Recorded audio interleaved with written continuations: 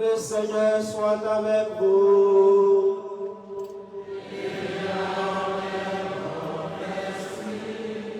Évangile de Jésus-Christ selon saint Matthieu.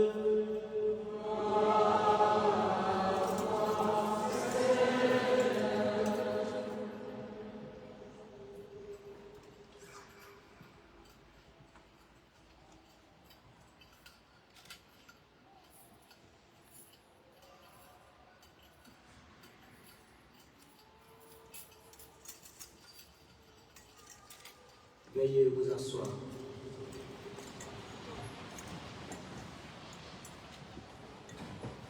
En ce temps-là, voyant la foule, Jésus gravit la montagne.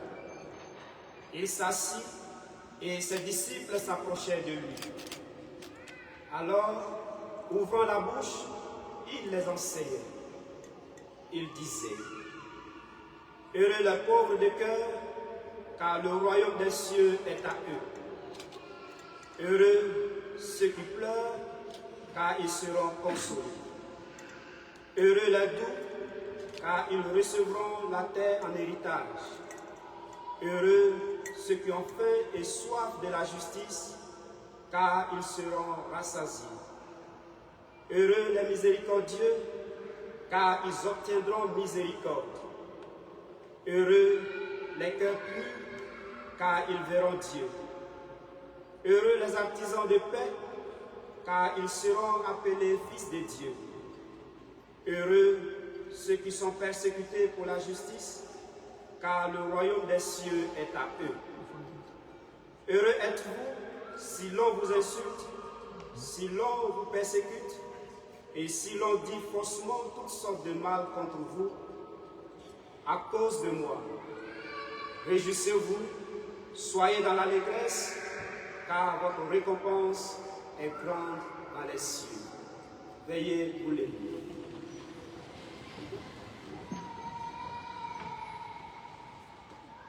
Acclamons la parole de Dieu.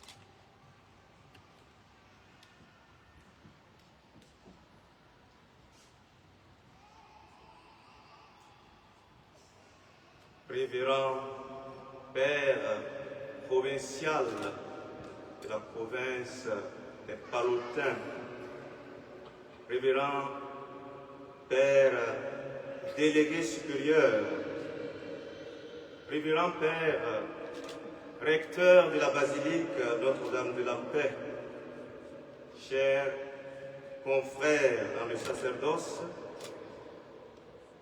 vénérables diacres, religieux, religieuses, séminaristes, chers frères et sœurs dans le Christ et dans l'humanité, grande est notre joie ce matin où nous entourons les pères à Nicée et à Sainte pour rendre grâce à Dieu pour eux et avec eux, pour le grand don du sacerdoce en cette messe de prémisse qu'ils célèbrent. Et je voudrais nous inviter à acclamer le Seigneur pour ce don qu'il fait à son Église.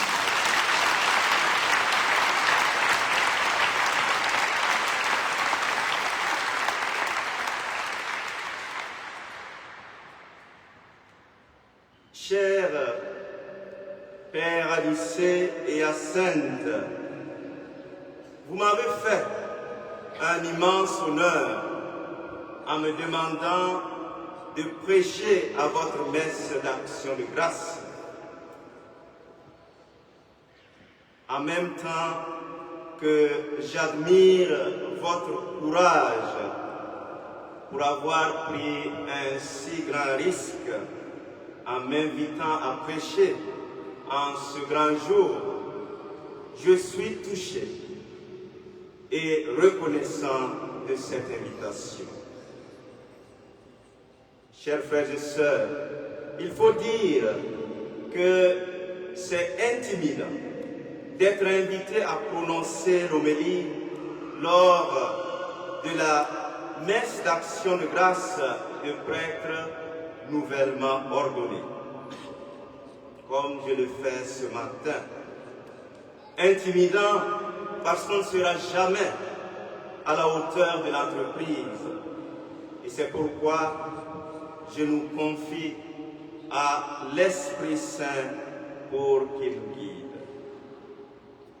Mes chers pères, Anissé et Hyacinthe, c'est une providence que les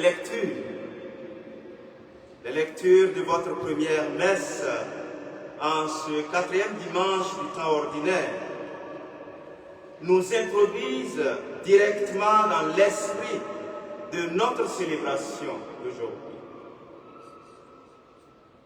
En effet, dans l'évangile du dimanche dernier, nous avons entendu comment Jésus a lancé sa mission avec un message et une exhortation simple mais claire.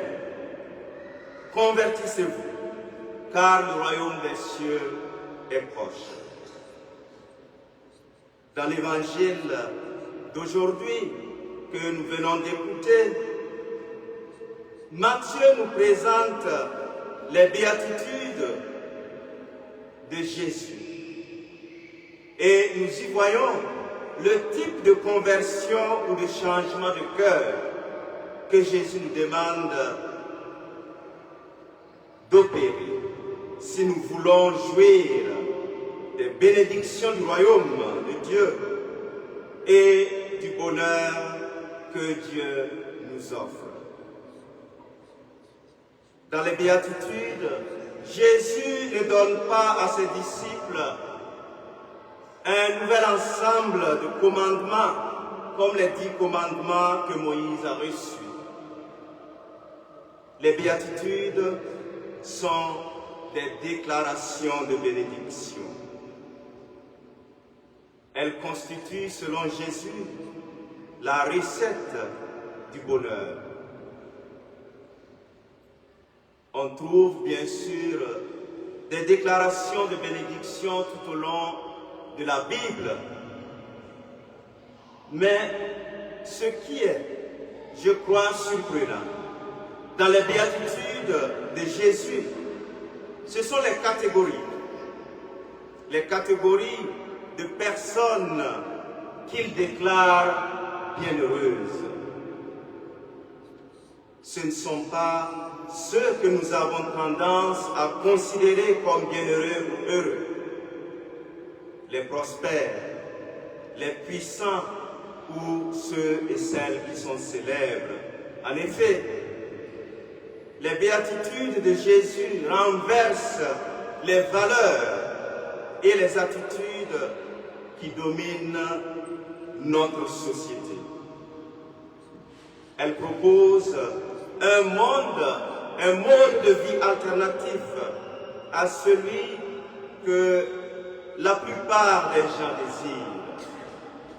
Les béatitudes de Jésus expriment une vision de la bonne nouvelle ou une vision de la bonne vie vue du point de vue d'un Dieu qui est amour.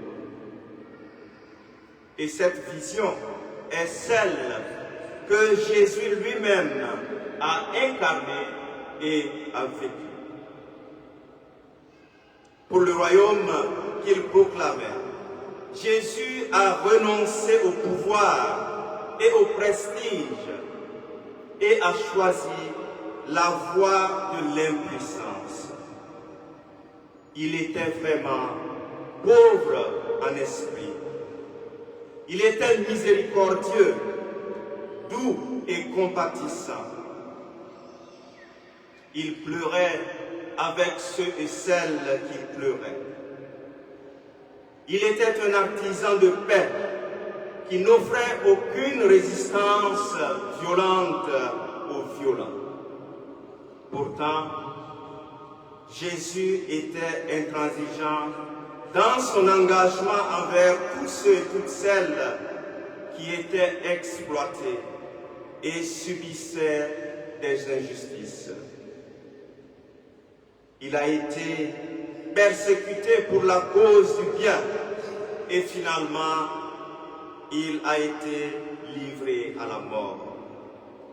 Tout ce qu'il a dit et fait découlait en réalité de la puissance de l'amour du Père à l'œuvre en lui et en donnait une expression concrète.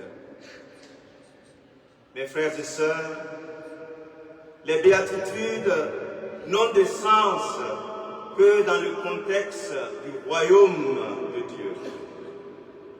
Et dans ce royaume, être béni ne signifie pas simplement être riche ou puissant aux yeux des hommes. Les bénis, ce sont les humbles de cœur et les petits. Ce sont eux que Dieu choisit comme instrument privilégié au service de son règne. Ce sont ces personnes à travers lesquelles Dieu œuvre pour réaliser son rêve d'un monde transformé par la puissance de l'amour. Un monde où les faibles sont protégés et où personne ne souffre de la faim. Un monde où les richesses de la création sont partagées et où chacun peut en profiter. Un monde où tous les peuples vivent en harmonie et dans un respect mutuel. Un monde où la paix est fondée sur la justice et la justice est guidée par l'amour. Si les béatitudes ne constituent pas un nouvel ensemble de règles pour les disciples de Jésus que nous sommes, elles représentent néanmoins un défi radical et un appel à l'action.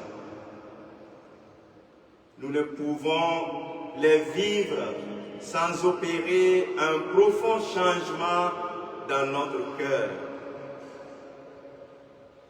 Elles exigent que nous imitions l'exemple de l'amour désintéressé de Jésus, en résistant à l'attrait idolâtre de la richesse et du pouvoir. Elles impliquent aussi le rejet des inégalités obscènes qui défigurent notre monde et une lutte tenace pour une participation plus juste de tous aux dons de la terre. Oui, elles impliquent un engagement inébranlable à refléter sur terre le royaume des cieux et à faire du monde un lieu de vérité, un lieu d'amour, de compassion, de justice, de liberté et de paix. Voici ce sur quoi se repose le sacerdoce de Jésus et ce à quoi Jésus invite tous ses disciples et plus particulièrement ses collaborateurs directs, les évêques, les prêtres, les diacres. Chers pères Anicée et Hyacinthe, je me tourne donc vers vous pour vous rappeler que Jésus a habillé les béatitudes de sa propre vie. Les béatitudes était au cœur de son ministère et il a bien voulu vous faire participer à cela. Et vous avez généreusement répondu à son appel. Vos devises le disent clairement. Cher Père Anicet, tu as choisi un passage de l'Épître aux Hébreux qui dit ceci: « Me voici, Seigneur, je suis venu faire ta volonté. » En Hébreux 10, verset 9. Et quant à toi, Père Hyacinthe, c'est un passage de l'Évangile selon Saint Jean que tu as choisi. Et je cite: « Ce n'est pas vous qui m'avez choisi, c'est moi qui vous ai choisi et vous ai établi pour que vous alliez et portiez du fruit et que votre fruit demeure. » En Jean 15, le verset 16. Ces devises montrent que vous avez conscience que vous participez au sacerdoce même de Jésus et que vous êtes disposés à vous laisser modeler par lui. Attachez-vous donc au Christ et à sa parole.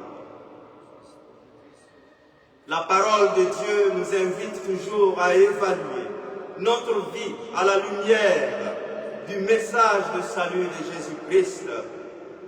Et nous les prêtres devons savoir combien il est important de nous efforcer de vivre conformément au message que nous prêchons. La plupart des gens pensent qu'un prêtre prie pour ou afin de prêcher. Et il ne fait aucun doute que cela est à la fois vrai, important et même nécessaire. Cependant, il est aussi vrai qu'en fait, un prêtre prêche pour prier. En d'autres termes, plus nous prêchons l'Évangile, la parole de Dieu, plus nous sommes appelés ou nous sommes renvoyés à nous-mêmes pour vivre le message que nous prêchons et être transformés par les saints mystères que nous célébrons à l'autel. Mes chers pères, à partir d'aujourd'hui, en vertu de votre appel par l'Église et de ce sacerdoce de Jésus-Christ auquel vous participez désormais d'une manière particulière, vous vous engagez sur une vie sacerdotale très humble. Vous épousez l'esprit du service humble et volontaire. À la lumière de nos lectures d'aujourd'hui et du renouveau de l'Église, vous commencez votre ministère dans une Église qui appelle à une collaboration avec tous les baptisés. Une Église synodale qui écoute les voix de ceux et celles qui tentent de vivre une vie chrétienne au milieu des joies, des espoirs, des peines, des angoisses de ceux et celles qui aspirent à donner un sens et un but à leur vie.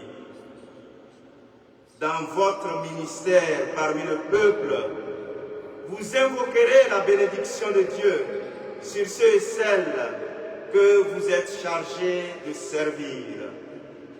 Vous leur rappellerez qu'en tant que fils et filles de Dieu, ils sont aussi les héritiers du royaume de Dieu, libérés par la puissance de l'Évangile pour être des témoins du Christ dans le monde.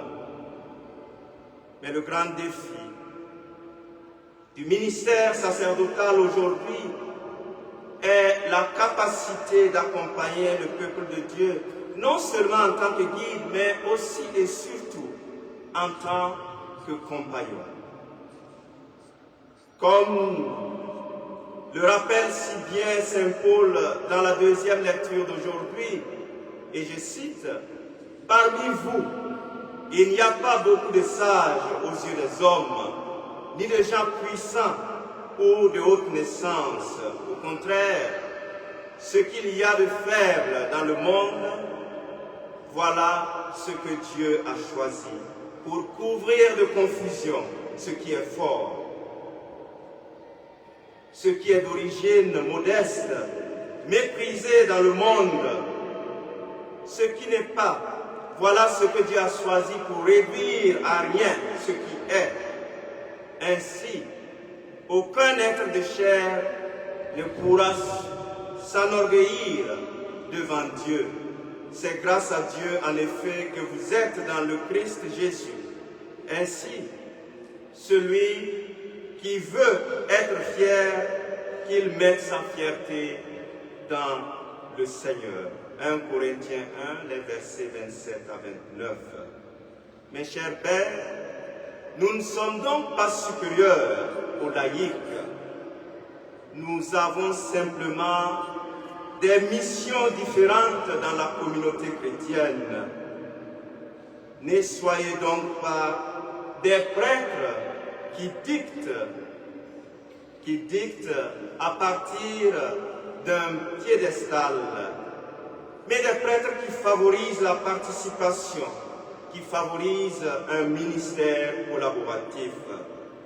Soyez des pasteurs attentionnés et à l'écoute.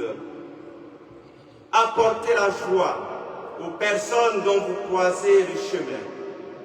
Développez un amour et une attention particulière pour ceux et celles qui sont en marge de l'Église et de la société. Prêchez l'Évangile avec ferveur et conviction, mais toujours avec douceur et un réel souci pastoral.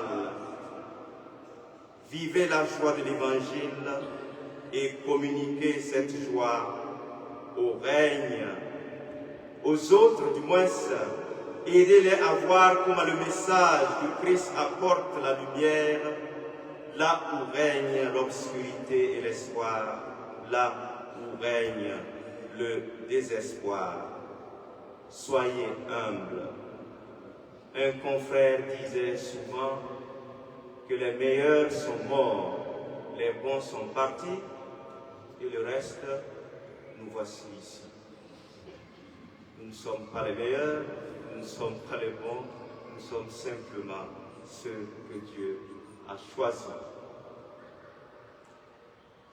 Montrez par le témoignage de votre vie donc, comment l'Évangile est source de liberté et met en mouvement ceux et celles qui aspirent à un monde meilleur, un monde où non seulement les chrétiens, mais tous les peuples peuvent commencer à voir les bénédictions de Dieu lorsque nous vivons moins pour nous-mêmes, mais nous vivons pour les autres, plus pour les autres.